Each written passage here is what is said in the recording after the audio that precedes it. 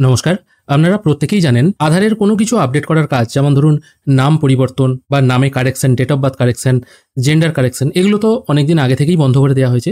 শুধুমাত্র একটি জিনিস অনলাইনের মাধ্যমে আপনারা আধার কার্ডে সংশোধন করতে পারবেন, সেটা হলো বাবার নাম এবং ঠিকানা। মানে বাবার নামে যদি কিছু ভুল থাকে সেটা আপনারা কারেকশন করতে পারবেন এই একটি মাত্র ফর্মের মাধ্যমে। সার্টিফিকেট ফর আধার এনরোলমেন্ট স্যাস আপডেট, এই ফর্মটা যেটা আছে, এবং এই ফর্মের মাধ্যমে কিন্তু আপনারা আধারে ঠিকানাটাও চেঞ্জ করতে পারবেন। এবার এই ফর্মটা কি করে ফিল করতে হয় সেই রিলেটেড ভিডিও তো আমি অলরেডি আগে একটি বানিয়েছিলাম, তবুও আমি এখানে বলে দেবো। কিন্তু এই ফর্মে যদি কোনো কিছু মিস্টেক হয়ে যায় তাহলে কিন্তু আপনার আপডেট হবে না, এবং যে 50 টাকা পেমেন্ট করে আপনি আপডেট করবেন সেই 50 টাকাটাও কিন্তু আপনার চলে যাবে, আপনি কিন্তু আর ফেরত পাবেন না। তাই এই ফর্ম ফিল আপ করার সময় যে জিনিসগুলো আপনার মাথায় রাখা দরকার সেগুলো আজকের এই ভিডিওতে বলে দেবো। ফর্ম ফিল আপ করার সময় সবার আগে এখানে ডেটটা দেবেন, এবং এই ডেটটা হবে যেদিন আপনি ফর্ম ফিল আপ করছেন তার 3 মাসের মধ্যেকার ডেট। 3 মাস যদি পেরিয়ে গিয়ে থাকে, 3 মাস একদিনও যদি হয়ে গিয়ে থাকে, এবং পুরনো ফর্ম বা পুরনো ডেট দেওয়া ফর্ম আপনি যদি এখানে আপলোড করেন, সেক্ষেত্রে আপনার ফর্ম কিন্তু রিজেক্ট হয়ে যাবে। তাই ডেটটা এখানে সঠিকভাবে দেবেন এবং পরিষ্কার গোটা গোটা করে লিখবেন, কোনো রকম যেন জড়িয়ে না যায়, ওভার রাইটিং বা কেটে লেখা এরকম যেন ব্যাপার না থাকে। টোটাল ফর্মেই কোনো জায়গায় যদি আপনি কাটাকুটি করে লেখালেখি করেন তাহলে কিন্তু ফর্ম প্রথমেই রিজেক্ট করে দেওয়া হবে। তাহলে ডেটের ব্যাপারটা বুঝতে পারলেন। আর এখানে রেসিডেন্টস ডিটেলের জায়গায় অবশ্যই এটা রেসিডেন্স রাখবেন, আর আপডেট রিকোয়েস্ট এই দুটো ঘরে টিকমার্ক দেবেন, কারণ এটা নিউ এনরোলমেন্ট হচ্ছে না আর এনআরআই ক্যাটাগরিও নয়। অবশ্যই এই দুটো ঘরে টিকমার্ক দেবেন। আমি দেখেছি আমার আপডেট করতে গিয়ে আপডেট রিকোয়েস্ট এই ঘরটায় টিকমার্ক দেওয়া নেই, বা রেসিডেন্ট এই ঘরটায় টিকমার্ক দেওয়া নেই, পরিষ্কার মেনশন করে দেওয়া হয়েছে যেহেতু এই ঘরে টিকমার্ক দেওয়া নেই সেই জন্য এটা রিজেক্ট করে দেওয়া হয়েছে।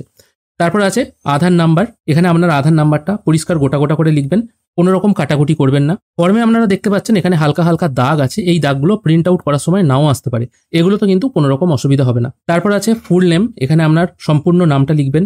যদি এরকম দেখা যায় আপনার আধার কার্ডে একরকম নাম আছে, আপনি এখানে ভুলবশত বা স্পেলিং মিস্টেক হয়ে গেছে আপনার নামের, সেক্ষেত্রেও কিন্তু ফর্ম রিজেক্ট হয়ে যাবে। আর এটা ভাববেন না আধার কার্ডে আপনার নাম ভুল আছে, এখানে সঠিক নামটা লিখে দিই তাহলে আপনার হয়তো আধারের নামটা ঠিক হয়ে যাবে, এটা কিন্তু নয়। আপনার ফর্মটাই রিজেক্ট হয়ে যাবে, কারণ এই ফর্মটা শুধুমাত্র ঠিকানা ও বাবার নাম কারেকশন করার জন্য। তারপর কেয়ার অফ দিয়ে আপনার বাবার নামটা এখানে লিখে দেবেন। এবার ফর্ম যেখানে আপলোড করবেন সেখানে হয়তো অনেকে কেয়ার অফ দিয়ে বাবার নামটা ফিল করেন অথবা শুধু বাবার নামটা ফিল করে দেন, তাতে কিন্তু কোনো রকম অসুবিধা নেই। আপনি যখন অনলাইনে টাইপ করবেন কেয়ার অফ দিয়ে বাবার নাম দিতে পারেন অথবা না দিয়েও দিতে পারেন, এতে কিন্তু কোনো রকম ম্যাটার করে না। হাউস নাম্বার, অ্যাপার্টমেন্ট নাম্বার, এই জায়গায় আপনার গ্রামের নামটা লিখে দেবেন। VILL তারপর গ্রামের নাম বা VILLAGE তারপর গ্রামের নাম, এটা লেখার দরকার নেই। শুধুমাত্র আপনার গ্রামের নামটা ক্যাপিটাল লেটারে গোটা গোটা আকারে লিখবেন। সমস্ত ফর্মটাই ক্যাপিটাল লেটারে হবে। তাও আমি বারবার একটা জিনিস মেনশন করে দিচ্ছি, অনেকে কিন্তু ভুল করে ফেলেন।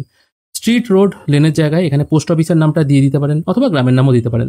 ল্যান্ডমার্ক বলতে এখানে আপনার থানার নাম বা ব্লকের নাম থাকে, সেটা এখানে দিয়ে দিতে পারেন। এরিয়া, লোকালিটি, সেক্টর, এখানেও ওই একই ব্যাপার, থানা বা ব্লকের নাম। যদি কিছু না থাকে, সবই যদি একই হয়, তাহলে গ্রামের নামটাই এখানে বসিয়ে দেবেন।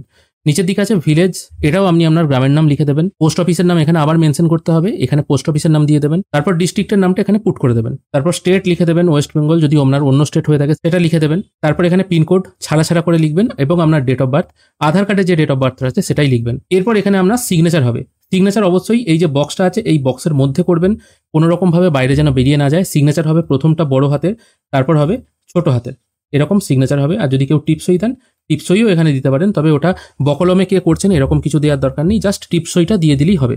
আর এখানে আপনার একটা কালার ফটোগ্রাফ পেস্ট করতে হবে, আর ফটোগ্রাফটা অবশ্যই যেন এই যে কালো বক্স আছে এর বাইরে না চলে যায়, অবশ্যই যেন এই বক্সের মধ্যে থাকে। আর এখানে যে ফটোগ্রাফটা পেস্ট করবেন, এখানে আপনি যাকে দিয়ে এখানে সই করাবেন, এখানে দেখুন অনেকগুলো মানুষের সিগনেচার লাগবে। এবার যার মাধ্যমে আপনি এই কাজটা করাবেন, ম্যাক্সিমাম গ্রামের ক্ষেত্রে এটা পঞ্চায়েতের যিনি হেড আছেন বা পঞ্চায়েত প্রধান যিনি আছেন, এই যে 2 নম্বরে আছে, তাকে দিয়ে করালেই হয়ে যায়। আর অন্যান্য জায়গায় তো এখানে অনেক অপশন আছে, যাকে ইচ্ছা আপনি দিয়ে করাতে পারেন। পঞ্চায়েতের প্রধান বা অন্য যেই করুন না কেন তাকে অবশ্যই বলবেন সিগনেচারটা যেন ফটোর ঠিক ওপর দিয়ে এই কোনাকুনি হয়। অনেক সময় দেখা যায় ফটো এখানে আপনি পেস্ট করেছেন, সিগনেচার হয়ে গেছে নিচে, স্ট্যাম্পও পড়েছে নিচে। হ্যাঁ, এখানে স্ট্যাম্প উইথ সিগনেচার হবে এই জায়গাটায় ফটোর ওপর দিয়ে। দেখবেন যেন ফটোর ওপর দিয়ে স্ট্যাম্প আর সিগনেচারটা হয়, ফটোর বাইরে দিয়ে যেন স্ট্যাম্প বা সিগনেচার কোনোটাই না হয়। এই জিনিসগুলো কিন্তু একটু মাথায় রাখবেন, বা যিনি সিগনেচার করবেন তাকে বলে দেবেন। নিচের দিকে আছে সার্টিফায়ার ডিটেল, মানে যিনি আপনাকে সার্টিফিকেট দিবেন, এখানে তার নাম হবে, তার ডেজিগনেশন কি হবে এটা এখানে তিনি লিখে দেবেন। এটা আপনাকে ফিল করতে হবে না, তিনিই ফিল করবেন। যদি পঞ্চায়েত প্রধান হয় তাহলে লিখে দিতে হবে পঞ্চায়েত প্রধান। প্রথমের দিকে তার নাম হবে, XYZ যা ইচ্ছে হতে পারে। অফিস অ্যাড্রেস মানে কোন পঞ্চায়েতে তিনি প্রধান সেটা এখানে লিখবেন। অন্য অফিসার হলে তিনি কোন অফিসের কোন পদে আছেন সেটা এখানে লিখতে হবে। আর নিচের দিকে তার ফোন নাম্বারটা এখানে দিতে হবে।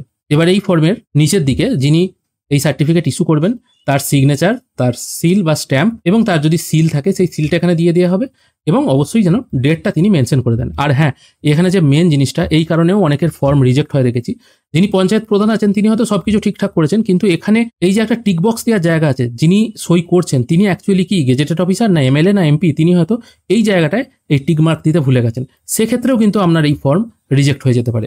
তাই অবশ্যই এই ফর্মের মাধ্যমে যখন আধার আপডেট করবেন, দেখে নেবেন সব জায়গায় সিগনেচার করেছেন কিনা, এবং যে জায়গায় টিক মার্ক দেওয়ার দরকার সেইগুলোতে টিক মার্ক দিয়েছেন কিনা। তারপর আপনারা যদি আপলোড করেন তাহলে কিন্তু আপনাদের 50 টাকা জলে যাবে না, সঠিকভাবে সঠিক নিয়মে কাজটা হবে।